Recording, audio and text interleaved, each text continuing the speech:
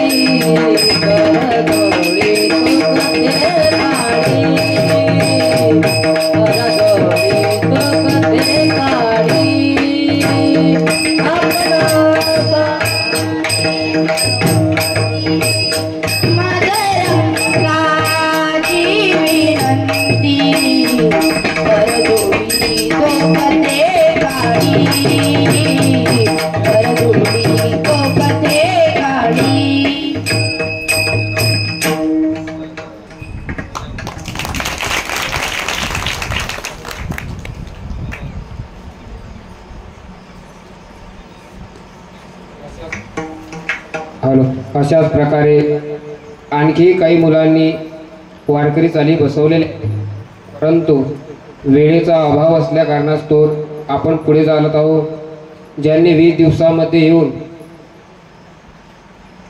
2 चक्रधार ही मुलं तुम्हाला आता वाजवून दाखवणार आहेत। तसा त्यांचे आणखी बोल झालेले आहेत। प्रत्येक मुलाने 30-30, 35-35 बोल बसवलेले आहेत, परंतु जे अवघड 2 चक्रधार आहेत तेही ठाई टाळामध्ये असे हे 2 मुलं तुम्हाला वाजवून दाखवतील। या मुलांचे नाव सुयोग नेरकर आणि यश चोपडे।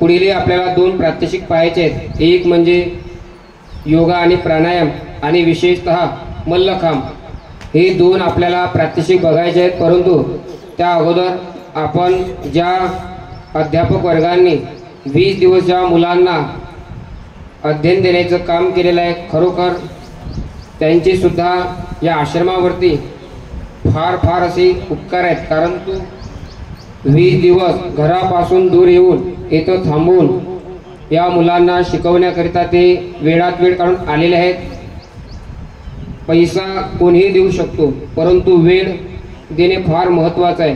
त्यांनी अध्यापक वर्गांनी, आता अध्यापक वर्ग सुद्धा काही प्रापंचिक आहेत, काही नोकरी करत आहेत। आमचे धर्माडी गुरुजी असतील, झांबरे महाराजांचं घर बांधकाम सुरू आहे, तरी महाराजांनी 20 दिवस वेळ काढला। बोराडे महाराज असतील, तसेच सर्वच अध्यापक वर्ग हे व्यस्त आहेत। आमचे मृदंगाचार्य परशुराम महाराज क्षीरसागर हे सुद्धा टेलरिंग काम सुद्धा करतात। ते सर्व कारभार पाहून या अध्यापक वर्गाने 20 दिवस फार असं अनमोल असं आम्हाला सहकार्य केलेलं आहे। म्हणून साधक आश्रम धाकटी समितीतर्फे तसेच सद्गुरू जोग महाराज वारकरी बाल संस्कार शिबिरातर्फे मी त्यांचाही छोटासा सत्कार करण्याची इच्छा सर्व समितीच्या वतीने करतो।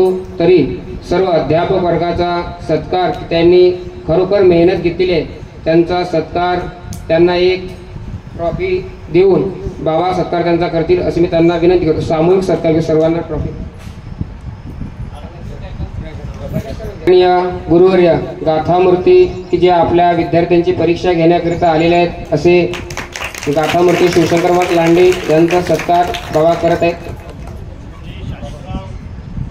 ज्यांनी 20 दिवस आपल्याला असा मल्लखांब शिकवलेला आहे।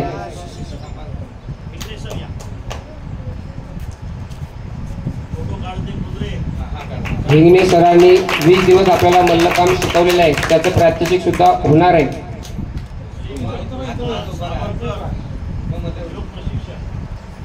तसेच आदरणीय दिलीप खेडकर सर, त्यांचाही सत्कार करण्यात येत आहे। सरांनी दररोज आपल्या वेळेमध्ये येऊन 6 वाजता हजर होऊन मुलांकडून योगासनं करून घेतलेले आहेत। तरी महाराज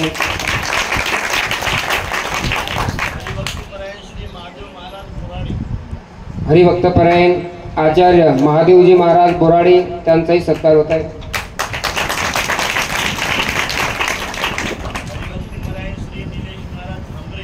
निलेश महाराजांनी सुद्धा 15 वाद्य शिकवलेला आहे, महाराजांचाही सत्कार होत आहे।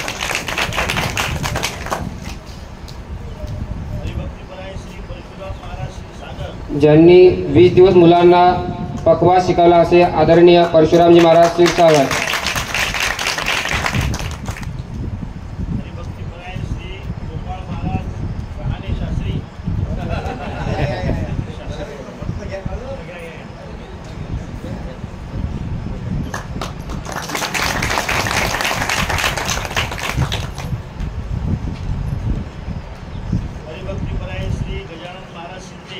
ज्यांनी गायन व बारावाद्य शिकवला असे आमचे गुरुबंधू हरिभक्तपरायण गजानन महाराज शिंदे शास्त्री.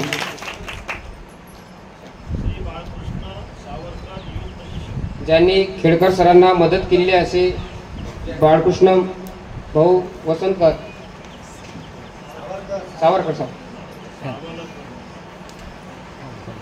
या दोघांनी दररोज सकाळी 6 वाजता येऊन योग प्रशिक्षण मुलांना दिलेलं आहे. आदरणीय हरिभक्तपरायण कैलास महाराज धर्माडी ते जिल्हा परिषद शाळेवरती शिक्षक आहेत. तरीही गुरुजी माझ्याकरिता आश्रमावरती प्रेम असल्या कारणास्तव इथं आलेले आहेत.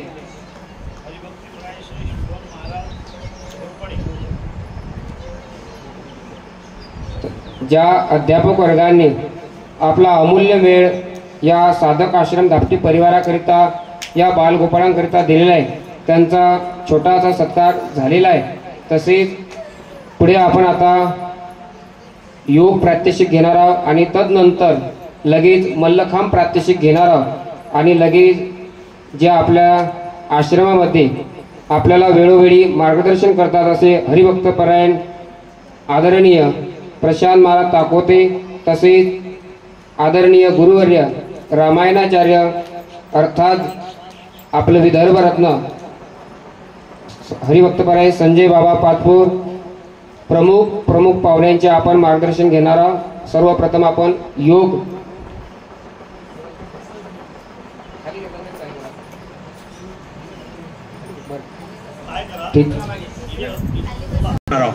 तर हलासनासाठी आपल्याला शयन स्थितीमध्ये यायचं आहे. चवड्यांवर बसा. डावा पाय समोर, उजवा पाय समोर, हाताच्या कोपरांवर शयन स्थितीमध्ये जा. शयन स्थितीमधून हलासन. 1 ला दोन्ही पाय आकाशाच्या दिशेने काटकोनात उभे करा. 1. 2 ला डोक्याच्या दिशेने मागे जाऊ द्या. 2. 3 ला दोन्ही पाय जमिनीवर टेकवा. 3. आसन स्थिती पूर्ण. संत श्वसन चालू द्या. खूप छान केलं आहे तिघांनी. आसन आपण सोडणार आहोत. 1 ला पाय किंचित वर करा. 1. 2 ला कंबर जागेवर ठेवा. 2. 3 ला सावकाश दोन्ही पाय सासळत खाली आणा. 3. यातूनच आपण करणार आहोत सर्वांगासन. 1 ला दोन्ही पाय आकाशाच्या दिशेने वरते. 1. 2 ला दोन्ही पाय डोक्याच्या दिशेने मागे. 2. 3 ला दोन्ही हातांनी कमरेला आधार द्या. 4 ला दोन्ही पाय सरळ करा. 4. पायाचे चवडे आकाशाकडे ताणून द्यायचे आहेत. आसन स्थिती पूर्ण. संत श्वसन चालू द्या. खूप छान केलं आहे. आसन आपण सोडणार आहोत. त्याला म्हणतात सर्वांगासन. आसन सोडायचं आहे. 1 ला दोन्ही पाय डोक्याच्या दिशेने मागे जाऊ द्या. 1.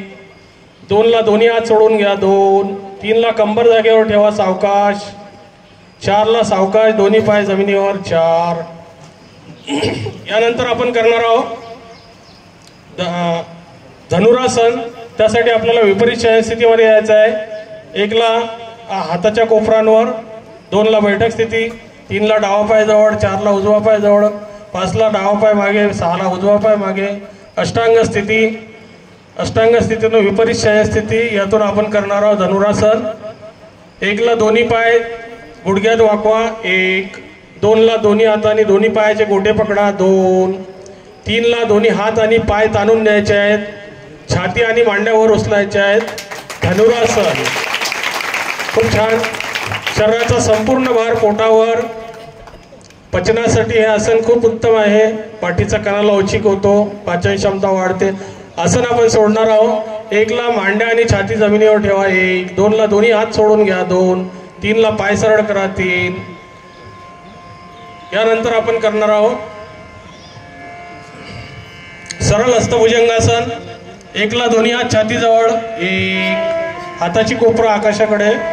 2 ला श्वास घेत घेत पोट, छाती आणि कपाळ वर उचलायचं आहे. 2. सावकाश. मान पाठीमागे टाकून द्या. कमरेपासूनचा भाग जमिनीला टेकलेला. भुजंगासन अवस्था. आसन स्थिती पूर्ण. संत श्वसन चालू द्यायचं आहे. आसन सोडणार आहोत. 1 ला सावकाश. पोट, छाती, कपाळ जमिनीवर टेकवा. 2 ला दोन्ही हात जागेवर. 2. यानंतर बैठक स्थितीमधलं आसन आपण करणार आहोत. तर बैठक स्थितीमध्ये यायचं आहे. 1 ला दोन्ही हात छातीजवळ घ्या. ताठ तिरपी अवस्था. डावा पाय जवळ, उजवा पाय जवळ. डावा पाय समोर, उजवा पाय समोर. बैठक स्थिती. बैठक स्थितीमधून आपण करणार आहोत अर्ध मत्स्येंद्रासन. त्यासाठी 1 ला डावा पाय गुडघ्यात घडी घाला आणि उजव्या मांडीच्या बाजूला ठेवायचा आहे. 2 ला उजव्या पायाची मांडी घातल्यासारखी घडी करा. 2. 3 ला उजव्या हाताने डाव्या पायाच्या गुडघ्याला रेटा द्यायचा आहे आणि डाव्या पायाचा अंगठा पकडायचा आहे. 3. 4 ला डावा हात पाठीमागे आणि मान पाठीमागे करायची आहे. 4. आसन स्थिती पूर्ण. अर्ध मत्स्येंद्रासन. खूप छान केलं आहे तिघांनी. आसन आपण सोडणार आहोत. 1 ला मान सरळ करा. डावा हात सोडून घ्या. 2 ला उजवा हात सोडून घ्या. 3 ला खालचा पाय सरळ करा. 4 ला वरचा पाय सरळ करा. अर्ध मत्स्येंद्रासन. यानंतर आपण एक शेवटचं आसन करणार आहोत, वीरासन. त्यासाठी आपल्याला दंड स्थितीमध्ये यायचं आहे. 1 ला डावा पाय जवळ घ्या. 1. 2 ला उजवा पाय जवळ. 2. चवड्यांवर बसा. 3 ला दंड स्थिती. दंड स्थितीमधून आपण करणार आहोत वीरासन. 1 ला डावा पाय जास्तीत जास्त समोर टाकायचा आहे. 1. 2 ला डावा पाय काटकोनात वाकवायचा आहे आणि दोन्ही हाताची नमस्कार मुद्रा गुडघ्यांवर. 2. 3 ला सावकाश श्वास घेत दोन्ही हात डोक्याच्या दिशेने वरती जाऊ द्या. 3. मान पाठीमागे टाकून द्या. पाठीची कमान करा. वीरासन रणांगणामध्ये वार करताना जे आपण आसनाची स्थिती घेतो तशी स्थिती यामध्ये, म्हणून याला वीरासन म्हणतात. संत श्वसन चालू द्या. आसन आपण सोडणार आहोत.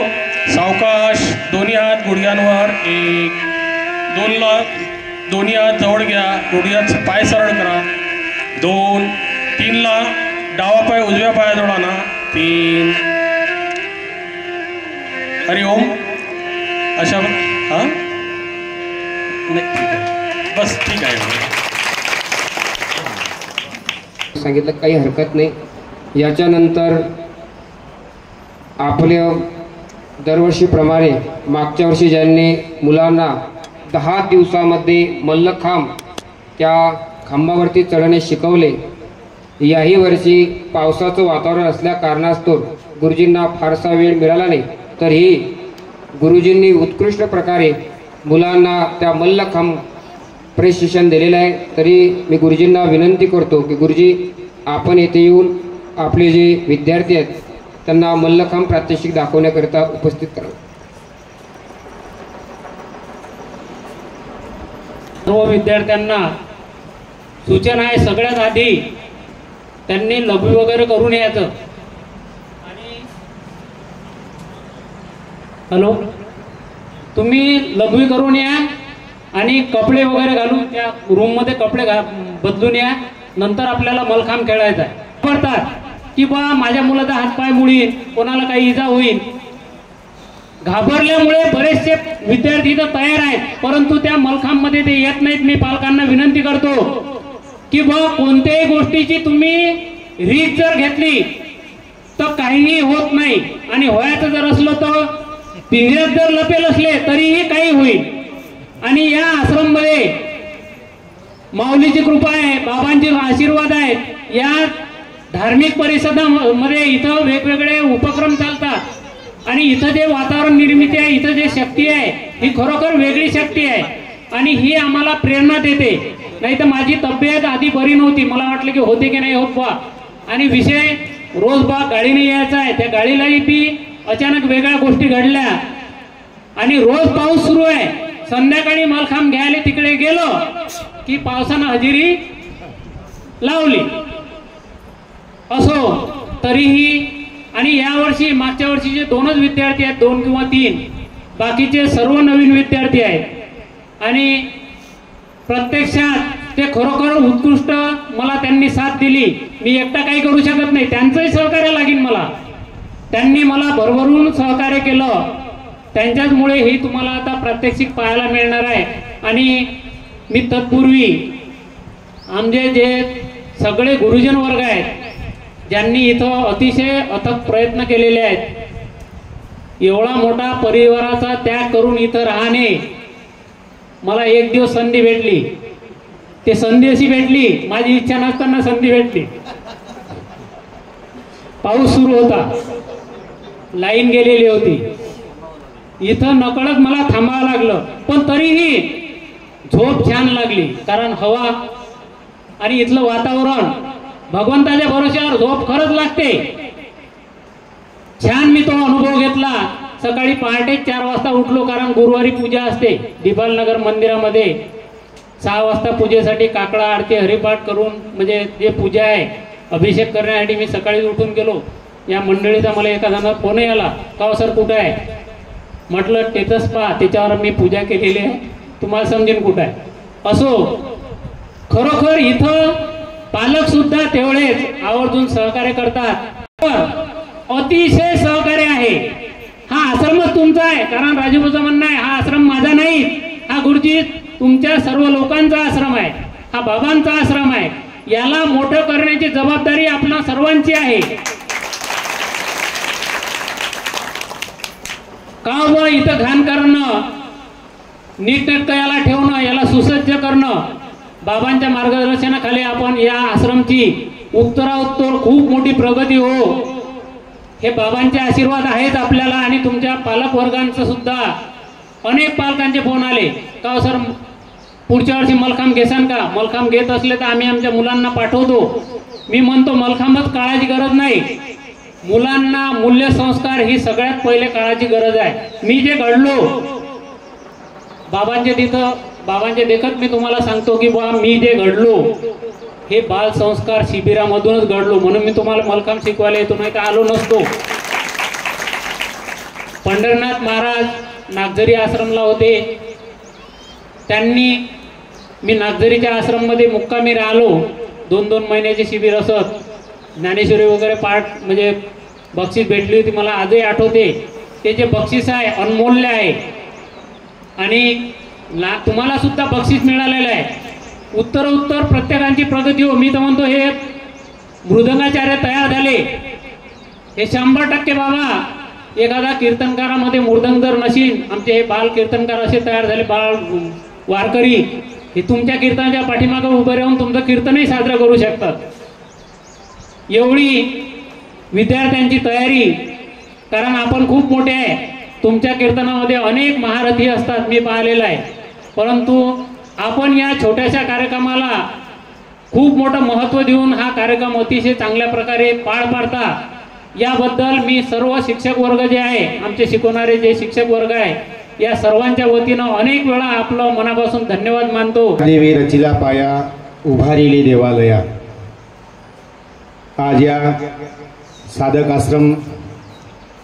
आश्रमामध्ये जे बालसंस्कार शिबिर चालू आहे त्या शिबिराचा समारोप आहे.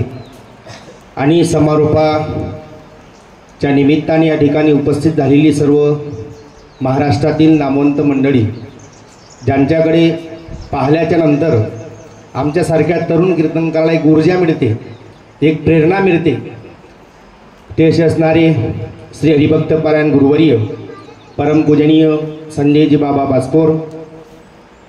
त्यानंतर या ठिकाणी हरिभक्त पारायण आदरणीय श्री बाबांच्या सानिध्यामध्ये राहून अत्यंत तोलामोलाचं व्यक्तिमत्व ज्यांनी आपलं प्रगट केलं, असे असणारे आदरणीय श्री प्रशांतजी महाराज ताकोते.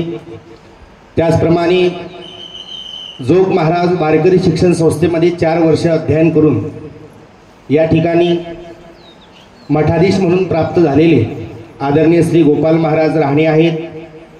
आणि संपूर्ण वारकरी जीवन ज्यांच्याकडे पाहिल्याच्या नंतर वैराग्य माणसाला सहज निर्माण होते, असे असणारे आमचे गाथामूर्ती शिवशंकरजी महाराज लांडे या ठिकाणी उपस्थित आहेत.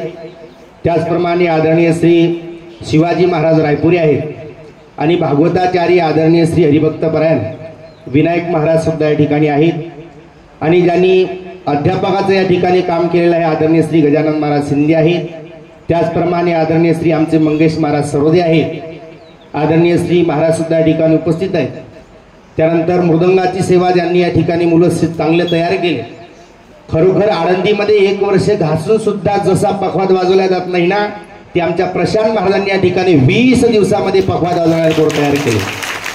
अत्यंत स्वाभिमानाची गोष्ट आहे. आमचे प्रशांत महाराज आहेत, आपल्या परशुराम महाराज आहेत, आदरणीय श्री आमचे दिनकर महाराज गुजारी आहेत. त्याचप्रमाणे आदरणीय श्री महादेव महाराज बोराळे आहेत. आदरणीय श्री शिक्षक असतानाही सुद्धा जे वारकरी पेशामध्ये जगतात आणि वारकरी संप्रदायावर ज्यांचं प्रेम आहे आणि विशेष करून ज्ञानेश्वरी या ग्रंथावरती ज्यांची खूप सुंदर पकड आहे, असे असणारे आमचे आदरणीय श्री धर्माळी सर आहेत. या ठिकाणी या आश्रमचं नाव साधक आश्रम आहे. मला असं वाटतं या ठिकाणी साधकच घडतात असं नाही आहे. जे संसारामध्ये प्रवृत्त असतानाही सुद्धा त्यांना सुद्धा विरक्तीकडे जाण्याचा मार्ग दाखवणारा आश्रम जर कोणता असेल तो साधक आश्रम नक्की आहे. सरांच्या जीवनामध्ये जे परिवर्तन घडलं, सरांनी मला सांगितलं, महाराज खरोखर सांगतो, ज्ञानेश्वरी या ग्रंथावरती माझं जे अध्ययन झालं, माझा जो अभ्यास झाला तो या आश्रमातल्या एका टीनाच्या रूम मध्ये झाला. संसारिक असतानाही सुद्धा अभ्यासाची वृत्ती या ठिकाणी आदरणीय श्री वासुदेवजी महाराज शास्त्री सुद्धा उपस्थित झाले. आता या ठिकाणी थोडा मोठी मंडळी या ठिकाणी उपस्थित होणार आहे आणि माझ्यासारख्या सर्वसामान्य कीर्तनकारांनी या ठिकाणी जास्त वेळ घेणं उचित राहणार नाही, म्हणून मी माझ्या वाणीला इथंच विराम देतो आणि पुढील सूचना आदरणीय श्री गोपाल महाराज करतील असे मी त्यांना विनंती करतो. आणि बाबांच्या साथीमध्ये नेहमी करता गुरुवर्य वासुदेवजी महाराजांच्या आदेशाचं पालन करणारे ॲडव्होकेट सतीश भोरोटे सुद्धा या ठिकाणी उपस्थित झाले आणि या शिबिर समारोपाच्या निमित्ताने सर्व पालक मंडळी या ठिकाणी उपस्थित झाल्यात आणि महिला मंडळ सुद्धा या ठिकाणी उपस्थित झाले. म्हणून या ठिकाणी फार काही मी वेळ न घेता अगदी 2 मिनिटांमध्ये मी माझ्या वाणीला पूर्ण विराम देणार आहे. कारण आपण या ठिकाणी माझं ऐकण्याकरता आले नाही, तर गुरुवर्य बाबांचं अनमोल मार्गदर्शन सुद्धा आपल्याला या ठिकाणी होणार आहे. बघा पोरो, मी तुम्हाला फक्त एकच दृष्टांत देणार आहे आणि माझ्या वाणीला पूर्ण विराम देणार आहे. तुम्हाला लोखंड समजते का? लोखंड समजते ना? ते लोखंड जर आपण 1 वर्षासाठी मातीमध्ये गाडून ठेवलं आणि 1 वर्षाच्या नंतर जर ते लोखंड बघितलं तर ते लोखंड काय होते? त्या लोखंडाला जंग लागतो, बरोबर आहे? पण त्या लोखंडाला जंग लागू नये असं जर त्या लोखंडाला वाटत असेल, बघा बरं माझे मी काय बोलतो ते, त्या लोखंडाला जंग लागू नये, त्या लोखंडाचं जीवन बर्बाद होऊ नये असं जर त्या लोखंडाला वाटत असेल, जबरदस्ती नाही, जबरदस्ती नाही, त्या लोखंडाला जर असं वाटत असेल की माझं सोनं झालं पाहिजे, तर त्या लोखंडाने कोणाच्या संगतीत गेलं पाहिजे? बोला बोला बोला. नाना डायरेक्ट परिसाच्या संगतीमध्ये गेल्याशिवाय त्या लोखंडाच्या जीवनामध्ये परिवर्तन घडणार नाही. त्या लोखंडाला जर त्याला असं वाटत असेल की आपल्या जीवनाची माती होऊ नये, आपलं जीवन अधोगतीकडे जाऊ नये, असं जर त्या लोखंडाला वाटत असेल तर त्या लोखंडाने जशी परिसाची संगत करणं अत्यंत महत्वाचं आहे. आणि एकदा का त्या लोखंडाने परिसाची संगत केल्याच्या नंतर मग तो लोखंड म्हणून राहत नाही, तो काय बनतो? ते सोनं बनते. आणि एकदा सोनं बनलेलं तेच लोखंड सोनं बनल्याच्या नंतर मला असं वाटते आता ते सोनं जर आपण मातीमध्ये 1 वर्ष नाही 2 वर्ष काढून ठेवू, काय होईल? 2 वर्षाच्या नंतर जर तुम्ही त्या लोखंडाकडे पाहिलं तर मला असं वाटते ते पहिल्या अवस्थेमध्ये जसं असते ना ते तसंच राहते. हा केवळ परिसाच्या संगतीचा परिणाम आहे. आणि ही जे